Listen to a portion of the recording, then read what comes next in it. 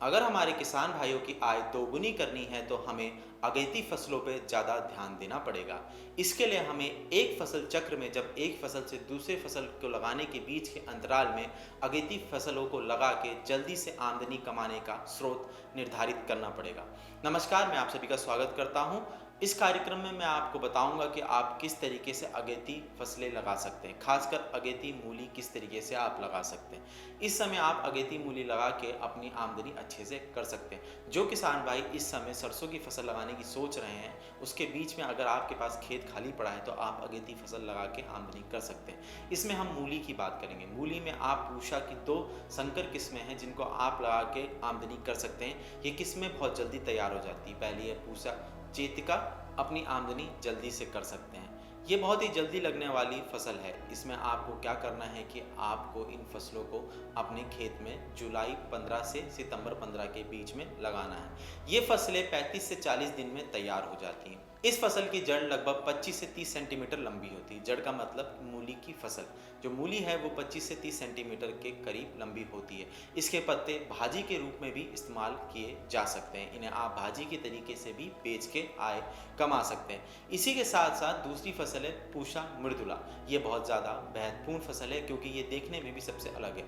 यूँ तो आपने देखा होगा कि मूली सफ़ेद कलर की होती है और लंबी आकार में होती है, पर पूषा मृदुला गोल और लाल कलर की मूली पाई जाती है। इसकी खास बात यह है कि ये 28 से 32 दिन में तैयार हो जाती है। ये सबसे तेज़ी से तैयार होने वाली फसल है।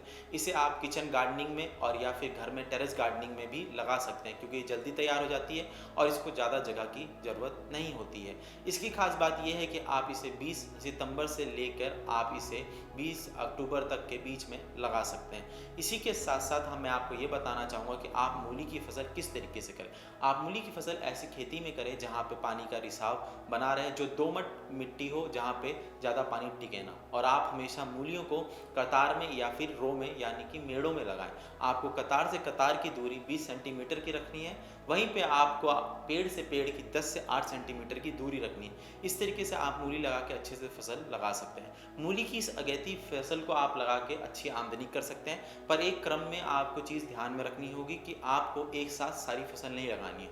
आपको फसल अगर आप 1 एकड़ ज़मीन पर लगा रहे हैं तो आप आधी फसल 15 दिन के अंतराल में लगाएं, ताकि जब आपका खेत तैयार हो जाए तो आप 15 दिन में इसको उखाड़ लें। क्योंकि मूली के में एक समस्या होती है कि जब मूली अपना फसल चक्र कंप्लीट कर चुकी होती है, उसके बाद अगर आप फसल निकालेंगे तो वो गद्देदार और मोटी हो जाएंगी, जिसके लिए आपको आमदनी नहीं होगी। इसीलिए आपको मूली जब पकने लग जाए और जो मूली निकालने को तैयार हो जाए तो आपको इसको 35 से 40 दिन के बीच में मूली के हिसाब से निकालना है। इससे निकालते समय आप एक बात ध्यान में रखें कि इनको निकालने के बाद आप इन्हें मार्केट में ज़रूर तुरंत बेच दें।